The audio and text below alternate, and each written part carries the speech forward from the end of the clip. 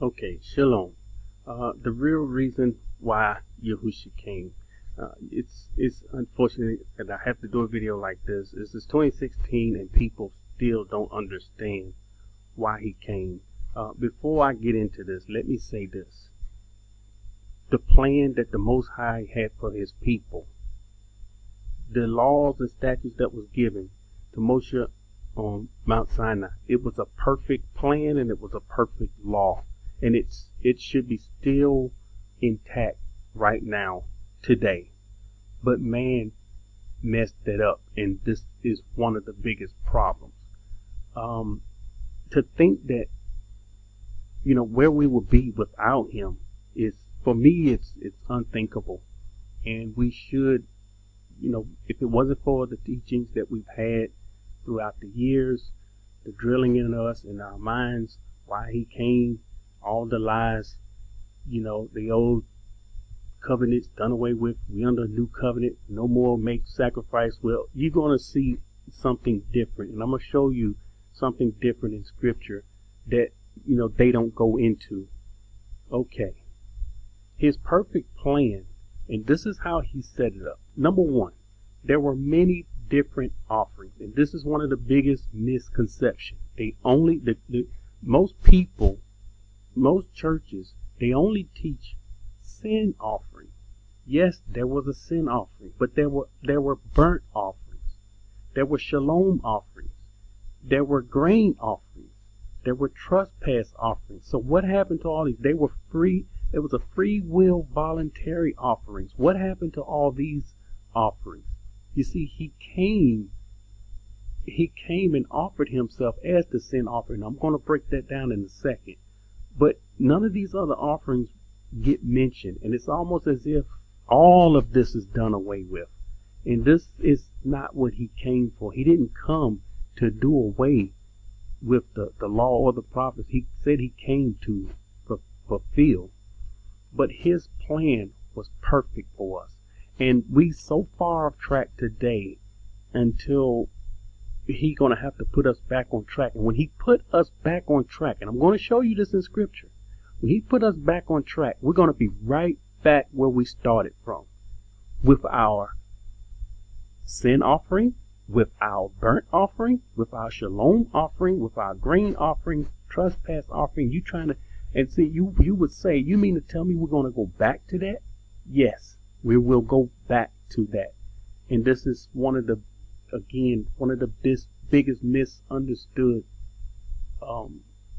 scriptures that I could think of, and it's of importance, and we should know what he came for. Okay, this is John 4:14-6, and most people know this. Yahusha said to them, I am the way, the truth, and the life. No man comes to the Father but by me.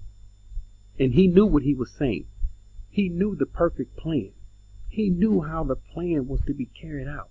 But he also knew that the people would fall by the edge of the sword. He knew this. And so he was the solution to the problem that we would face today. See, we have a major problem today. And if you take him out of the equation, we're finished. And I'm going to explain that also. Okay, Isaiah 53:8. This is, I'm not here to prove he came and died. If people don't want to believe he came and died, that's up to them. But I will give this one scripture. I can give scripture after scripture. But this is Isaiah 53:8. He was taken from prison and from judgment. And who shall declare his generation? Who is going to declare this? Who will declare his generation? For he was cut off out of the land of the living. This means he was killed. He was cut off out of the land of the living. For the transgression of my people was he stricken. This is the reason he was stricken. This is the reason he came. Okay, so this is Luke. This is dealing with Abraham's bosom. Okay? And people don't understand. The people of old, when they died, and even today, you go into the underworld. I'm not going to go into it, but there's a place called Abraham's bosom. This is where you go. And it says, so it was, that the beggar died was carried by messengers to Abraham's bosom. So we're seeing here the people that died before Yahusha came, they went into Abraham's bosom, and you're there to wait Judgment Day. If you're in Abraham's bosom, you've made it. You've made it into the kingdom. That means you brought your grain offerings. That means you kept those sacrifices that you were supposed to keep. You kept them. You've done it. And you made it. And see, one of the misconceptions, they said he came to set the captives free. Well, they're still in Abraham's bosom and they're not captive. They're just waiting for judgment. They already know where they're going to go. The others is in torment and burning in Hades. And you can read that in the book of Josephus. I'm not going into that. Okay, here's the reason he came. Luke 21 and 24. And they shall fall by the edge of the sword, and shall be led away captive into all nations. And Jerusalem shall be trodden down of the Gentiles till the times of the Gentiles be fulfilled. This is why he came. He knew that Yahusha will go into captivity and be scattered all over the earth, not knowing who they are. The priests, none of that, nothing will be going on in the land. And there will be no offerings being made. This is why he came. There will be right now, no offerings are being made. He knew this would happen. The Father knew this was going to happen. This is the reason that he came. And had he not come to do this, all of us would lift up our eyes in torment in Hades and not in Abraham's bosom. Every last one of us. We would lift up our eyes in Hades because none of us are taking our sin offering to the priest. None of us. So if you believe that that the Mashiach that never came, you're done. You're finished. You will be numbered with the wicked. And I'm being blunt here, but it's the honest truth. You are numbered with the wicked. He is the way. This was the Most High plan. He put this plan together. No man did this. He did this. And if you don't want to be a part of his plan, then you will become his enemy and he will deal with you. Okay.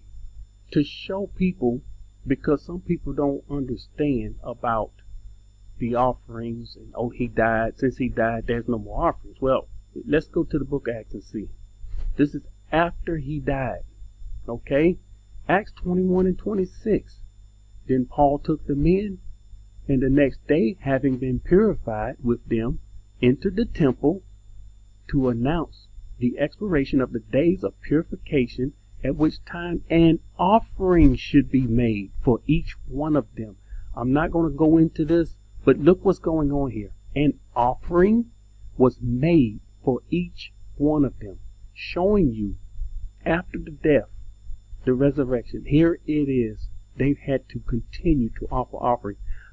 If you haven't read the book of Josephus, you can clearly read in the book of Josephus what they were doing. They were giving offerings on the Kadash days. They were giving the burnt offerings. They kept the Passover. They was bringing their offerings to his house, to the house of the Most High. Now, if that's not enough, what I'm going to do here is show the future. Okay, you don't believe none of this. Everything I've just showed, you don't believe none of it. Okay, let me show you the future. This is one of the things Yahusha said. He said the laws and the prophets was until John. And until then, everyone is pressing toward the law and the prophets. So here's the prophet. Here's Ezekiel foretelling. Here is Ezekiel foretelling the 1,000-year reign. This is Ezekiel 44, 29 and 30. And listen at this. They will eat the new grains, the sin offering, and the guilt offerings, and everything in Yahusha devoted to Yahuwah will belong to them. The best of all the first fruits, here's the first fruits, of all your special gifts will belong to the priests. You are to give them the first portions of your ground. Remember, ground. This is what's coming up out of the ground. Meal so that a baraka may rest on your household. This is so that your household can be Barak. Again, we're in 1,000 years. You can go back and read this whole chapter. You will see. This is Ezekiel 45 and 17. And again, this is the 1,000-year reign. Then it shall be the prince's part to give burnt offerings, grain offerings, drink offerings at the feasts, the new moons, which is new months, the Shabbats, and all the appointed seasons of the house of Yahusha. He shall prepare the sin offering. Whoa. So we're talking sin offering in the 1,000-year reign? Yes, we are. Sin offering, the grain offering, the burnt offering, and the shalom offering to make atonement for the house of Yahusha. So this is to make an atonement for the house of Yahusha after the death, the burial, and the resurrection of the Mashiach. One more for those that don't believe. Ezekiel 46 and 12. Now when the prince shall prepare a voluntary burnt offering or shalom offering, voluntary unto Yahuwah, one shall then open him the gate that look toward the east, and he shall prepare his burnt offering and his shalom offering as he did on the Shabbat day. Then he shall go forth, and after his going forth, one shall shut the gate. So we see the people with their voluntary offerings, the shalom offering, the voluntary shalom offering, and they're bringing it to the priest, to the house of the Most High.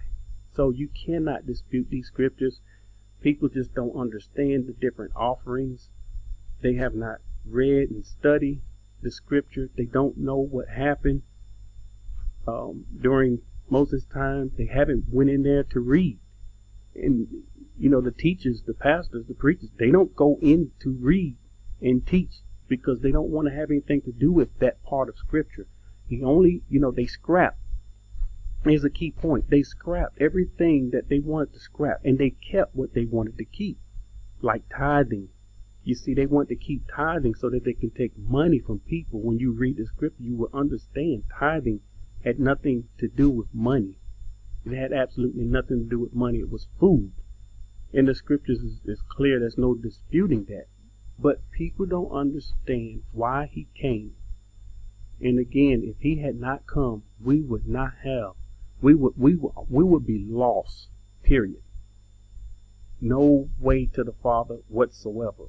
We couldn't even pray he wouldn't even hear our prayer because we're not giving our sin offering. We're not giving any offering. We're not doing anything. And so it's deadly, it's dangerous to do away with the Mashiach. And I understand the enemy getting a group of people and teaching this blasphemous teaching that the Mashiach never came. Because if he can do that, you're done. You're finished. You can get away and get by with certain things and being ignorant of certain things, but this is one that you won't get away with. I hope this clear up some of the misconceptions. One more scripture. I'm gonna just as Psalms 54 and 6. It says, "I will offer a free will offering to you." This is what should be in your heart and in your mind. When we get to the kingdom, we should be looking forward to giving him a free will offering, looking forward to giving him our first fruits and the first of our flocks. We should be looking forward to these things. It should be in our hearts and on our minds, because this is where we're going. We're going to sow our seed in the ground. I've shown you these scriptures. We're going to sow our seed in the ground. We will reap the harvest, and we will bring our Kadash things to the Most High, which would be Yahusha reigning on earth, as I said before, in the Most High reigning in the heaven. This is his setup. This is how it's going to go down. Whether people like it, believe it, it's up to them. This is for those that really truly love him and love his ways and want to do his will. This is for them. I hope this clear up all the misconceptions on why he came. Shalom.